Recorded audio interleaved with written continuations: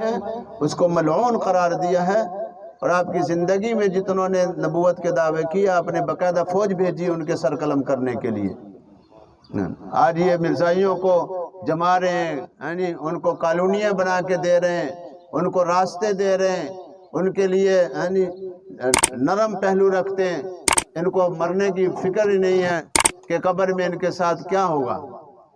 حضور صلی اللہ علیہ وسلم کے دشمنوں کو یہ مرتد کے حکم میں ان سے تعلق اور ان کے لیے نرم گوشے، اور مسلمانوں پر اذیتیں اور پہاڑ۔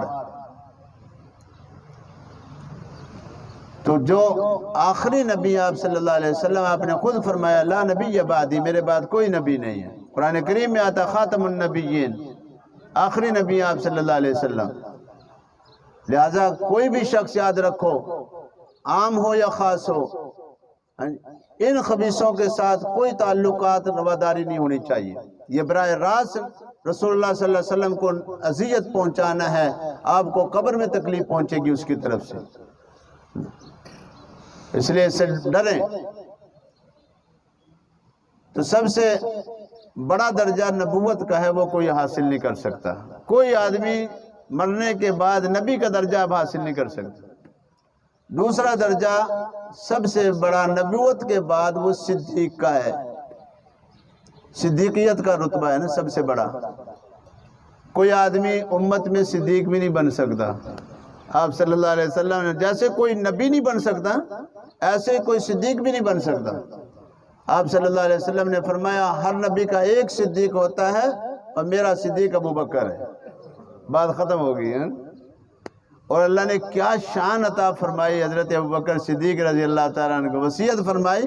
پوچھا حضرت سے کہ حضرت جب آپ کا انتقال ہو جائے تو آپ کو کہاں دفنائیں، کہاں دفنائیں ہم لوگ؟ فرمایا کہ ایسے کرنا کہ میرے انتقال کے بعد پہلے تو میری طرف سے درود و سلام پیش کرنا روضہ مبارک پہ، اور میری چارپائی سامنے رکھ دینا، مزار شریف کے سامنے رکھ دینا، اور درخواست کرنا کہ اگر آپ کی اجازت ہو یہاں دفنانے کی تو یہ دروازہ خود ہی کھول دیں، ہم نے نہیں کھولنا، یہ دروازہ آپ کھول دیں۔ تو سب نے دیکھا آپ کی چارپائی مبارک رکھی گئی، اور اسی چارپائی پہ جنازہ اٹھا آپ کا بھی، جس پر رسول اللہ صلی اللہ علیہ وسلم کا جنازہ اٹھا۔ اور عجیب بات یہ ہے کہ وہ چارپائی جو تھی اس کے مولانا ضیاء فاروقی شہید رحمہ اللہ نے لکھا ہے کہ وہ چارپائی جو تھی آپ صلی اللہ علیہ وسلم کی، اس کے پائے جو تھے اس کی لکڑی پاکستان سے گئی تھی۔ اس وقت اس کا نام پاکستان نہیں تھا، والی قلات، قلات پاکستان بھی ہے نا، والی قلات نے ایمان قبول کیا حضرت سنان رضی اللہ تعالیٰ عنہ کے ہاتھ پر، اور 2 ہدیے بھجوائے حضور علیہ السلام کی خدمت میں۔ ایک ادرک بھجوایا مٹکوں کے اندر، اور ایک یہ ساگوان کی لکڑی ہوتی، ساگوان کی بڑی خوبصورت لکڑی اور بڑی مزیدار لکڑی ہوتی، وہ لکڑی اونٹ کے کھجاؤں پر رکھ کے لکڑی بھجوائی، حضور صلی اللہ علیہ وسلم نے اس کے چارپائی کے پائے بنوائے۔ کتنی عزت حاصل ہے، ابھی پاکستان کا نام نہیں، وجود نہیں، اللہ تعالیٰ نے یہ عزت عطا فرمائی پاکستان کو۔ آج بھی آپ کے ہر امام کعبہ اور مسجد نبوی شریف کے بڑے امام صاحب علی حذیفی رحمہ اللہ، حضرت علی عبد الرحمن ابن حذیفی دامت برکاتہم العالیہ، جو بڑے امام صاحب ہیں، دونوں آپ کے پاکستان کے قاریوں کے شاگرد ہیں۔ اللہ نے عجیب عظمت عطا فرمائی پاکستان کو۔ تو وہ چارپائی رکھی گئی تو حضور علیہ السلام سے درخواست کی گئی، درود و سلام عرض کیا گیا۔ تو پھر یہ جب کہا گیا کہ اگر آپ کی طرف سے اجازت ہو یہاں تدفین کی، تو حضرت کی وصیت تھی تو یہ دروازہ آپ کھلوا دیجئے۔ تو سب نے دیکھا کہ وہ دروازہ خود ہی کھل گیا۔ جی کیا شان ہے صدیق اکبر رضی اللہ تعالیٰ عنہ کی، خود ہی دروازہ کھل گیا کہ یہ تو ہمارے ساتھ ہی رہے، ہمارے ساتھ ہی رہنے چاہیے اور ہمارے ساتھ ہی اٹھنے چاہیے، جنت میں بھی ہمارے ساتھ ہی داخل ہوں گے۔ جو بے ایمان ان کو بھی مسلمان نہ مانے، وہ مسلمان ہو سکتا ہے بھلا؟ اس سے بڑا کافر کون ہوگا جو ان کو ہی مسلمان نہ مانے؟ پہلے نمبر پر الٹی گنتی شروع کر دیں اپنے سے، پہلے نمبر پر جو مسلمان ہے، سب سے پہلا مسلمان اس کا نام ابوبکر ہے۔ اسلام تو چلا وہاں سے ہے نہیں؟ اگر وہ بھی مسلمان نہیں ہے پھر کوئی مسلمان نہیں ہے۔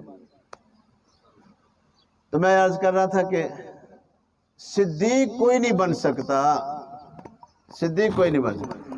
اس کے بعد اگر کوئی رتبہ سب سے بڑا حاصل کر سکتا ہے، سب سے بڑا رتبہ اللہ سے مانگ کر یا اللہ پاک خود اپنے فضل سے کرم سے عطا فرما دیں، کوئی عمل ان کا یا ان کے ابا کا یا کسی کا پسند آ جائے، ہاں جی، کوئی سبب تو ہوتا ہے نا جی۔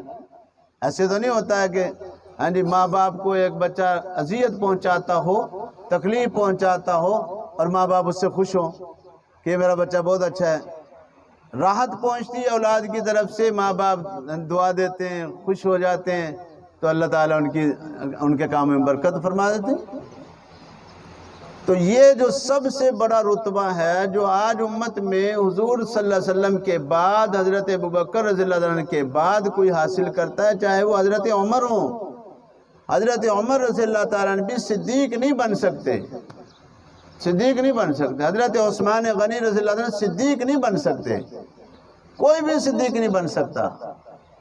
ہاں شہید بن سکتے ہیں، شہید بن سکتے ہیں۔ اس لیے آل رسول کو اللہ تعالیٰ نے یہ عزت بخشی ہے کہ آل رسول سارے کے سارے شہید ہیں، سارے کے سارے، اب کسی کا نام لے وہ شہید ہے، اس لیے کہ سب سے بڑا رتبہ ہے ہی یہی۔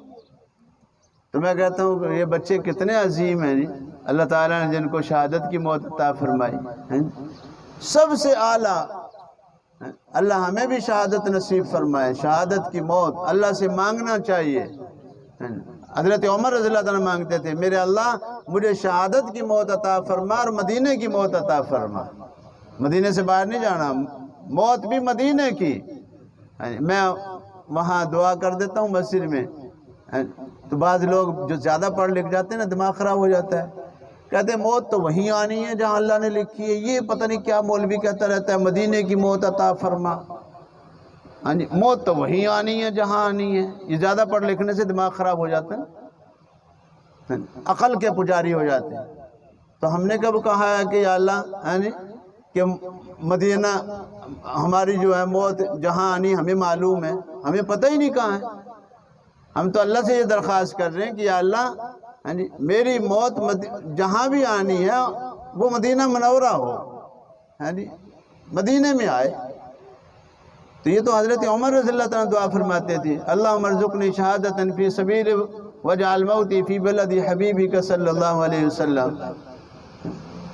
مدینے کی موت مانگو اللہ تعالیٰ سے، شہادت کی موت مانگو اللہ تعالیٰ سے، ایمان کی موت، عزت کی موت مانگو اللہ تعالیٰ سے۔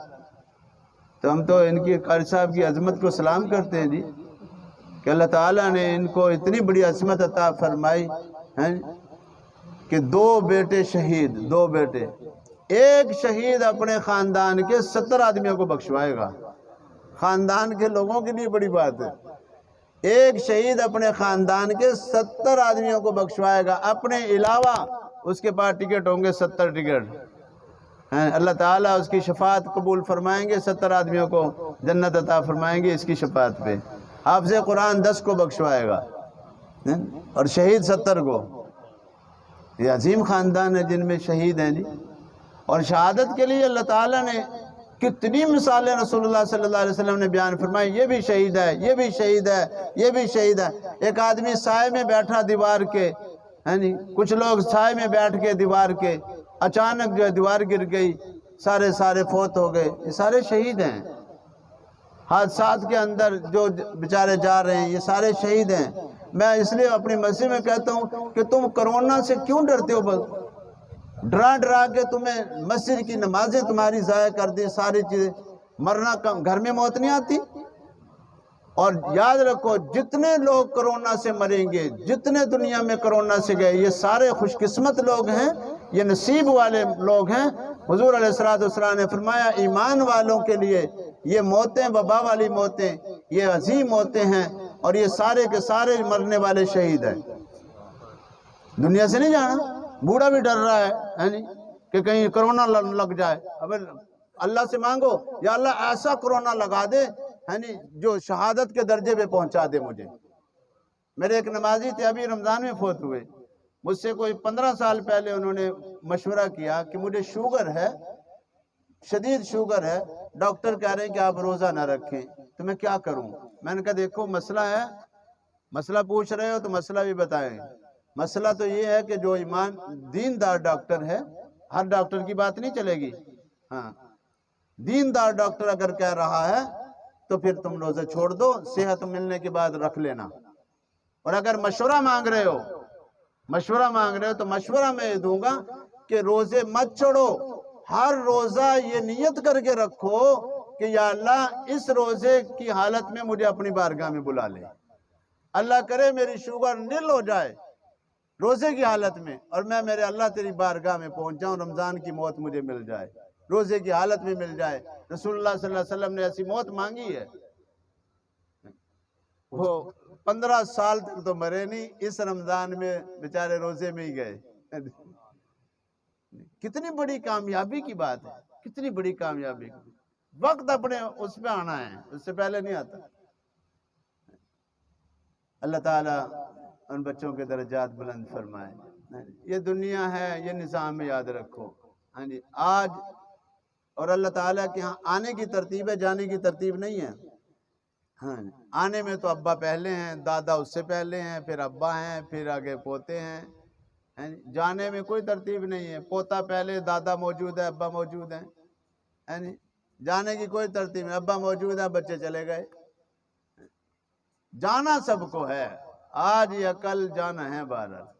اس لیے بھائی اپنے بارے میں فکر مند ہو جائیں۔ یہ موتیں ہمیں یاد دلواتی ہیں کہ یاد رکھو تمہیں سب کی موت کا یقین ہے، اپنی موت کا بھی یقین کر لو۔ اس لیے اپنے سب سے پہلے تو یہ کہ اپنا تصویر، اپنی شناختی کارڈ پہ سب سے پہلے تصویر ہوتی، اپنی تصویر صحیح کرو پہلے تو، کاغذات اوریجنل ہونے چاہیے، اوریجنل۔ حضور صلی اللہ علیہ وسلم نے فرمایا مشرکوں کی مخالفت کرو، داڑھیاں بڑھاؤ، مونچھیں منڈواؤ، تو اپنا چہرہ صحیح کرو۔ یہ تیاری ہے موت کی تیاری، شناختی کارڈ اب صحیح ہو گیا، تصویر صحیح ہو گئی۔ مسلمانوں کی تصویر ہونی چاہیے کہ جاتے ہی قبر میں فرشتے دیکھیں سمجھ جائیں مسلمان ہے یہ۔ اور پھر یہ ہے کہ بھئی اللہ تعالیٰ سے روزانہ 2 رکعت صلاۃ التوبہ کے پڑھ لیا کرو، روزانہ رات کو 2 رکعت صلاۃ التوبہ، معافی کے، نماز پڑھ کے اللہ سے معافی مانگ لیں۔ جتنے دن بھر میں کوتاہی ہوئی اللہ معاف فرما دیں گے۔ اور 2 رکعت صلاۃ الشکر پڑھ لیا کرو کہ دن میں جتنی بھی توفیق میسر آئی، نیک کام اللہ نے توفیق دی، یا اللہ تیرا شکر ادا کر دے، شکر سے ترقی ہو جائے گی۔ اور روزانہ 1000 دفعہ درود پاک پڑھ لیا کرو صلی اللہ علیہ وسلم، سارے کام بن جائیں گے، سارے کام رکے ہوئے بھی بن جائیں گے۔ بعض لوگوں کو شکایت ہوتی ہے، کہتے نہیں سونے کو ہاتھ لگاتے مٹی ہو جاتا ہے، وہ درود شریف کا یہ مبارک عمل شروع کر دیں، انشاءاللہ مٹی بھی سونا بن جائے گی۔ اللہ تعالی ہم سب کا معاملہ بھی آسان فرمائے، اللہ تعالی لواحقین کو صبر جمیل عطا فرمائے۔ صبر تو آتے آتے ہی آتا ہے، آنکھوں میں آنسو دیکھ کے یہ نہیں کہنا چاہیے بے صبری دیکھو جی، صبر ضمیر کا نام، اللہ کی ذات اس کے فیصلے پر راضی ہونا، کہنا میرے اللہ رضیت باللہ ربا وبالاسلام دینا وبمحمد صلی اللہ علیہ وسلم نبیا ورسولا۔ میں نے اے اللہ تجھے رب مانا ہے، رب میرے اللہ، میں راضی ہوں کہ تو میرا رب ہے، اور میں راضی ہوں کہ دین میرا اسلام میرا دین ہے، اور میں راضی ہوں کہ حضرت محمد صلی اللہ علیہ وسلم میرے نبی ہیں، رسول ہیں۔ صبح و شام پڑھنی چاہیے۔ تو صبر تو بھائی اس کا نام نہیں ہے کہ آدمی رویا ہی نہیں کہتے یار بڑا صبر کیا، آنسو آ رہے آتے رہے، وہ آئیں گے، ان کا کام ہے، لیکن دل مطمئن ہو، اللہ کے فیصلے پر راضی ہو، اس کا نام ہے صبر۔ پھر دیکھنا وہاں جیسے یہاں تکلیف کا دن آیا ہے نا، کتنا بھاری دن، صدمے کا دن آیا، اس طرح ایک دن اس پر اتنی خوشی کا دن آئے گا، اتنا اجر ہے اس صدمے پر کہ آپ سوچ نہیں سکتے۔ ایک دن ایسے خوش ہو جائیں گے قاری بشیر صاحب، گھر والے، ایسے خوش ہو جائیں گے سارے متاثرین کہ اس پر جب اللہ تعالیٰ اجر بتائیں گے. اللہ نے اجر نہیں بتایا کہ صبر کا ہم نے کیا اجر رکھا. اجر عظیم ہے، بس عظیم اجر ہے. خوش ہو جائیں گے. اللہ تعالیٰ لوائقین کو صبر جمیل عطا فرمائے. بات لمبی ہو گئی، میں معذرت چاہتا ہوں. حضرات علماء تشریف فرما ہیں، ڈاکٹر صاحب بھی تشریف لائے ہوئے ہیں. اللہ تعالیٰ ان حضرات کی عمر میں بھی برکت عطا فرمائے. ہمیں ان بزرگوں کے ساتھ اللہ جوڑ دے. اللہ تعالیٰ ان کے ساتھ ہماری زندگیاں جیسے ان لوگوں کے ساتھ نیکوں کے ساتھ گزر رہی ہیں، اللہ حشر بھی ہمارا ان نیک لوگوں کے ساتھ فرمائے. وآخر دعوانا الحمدللہ.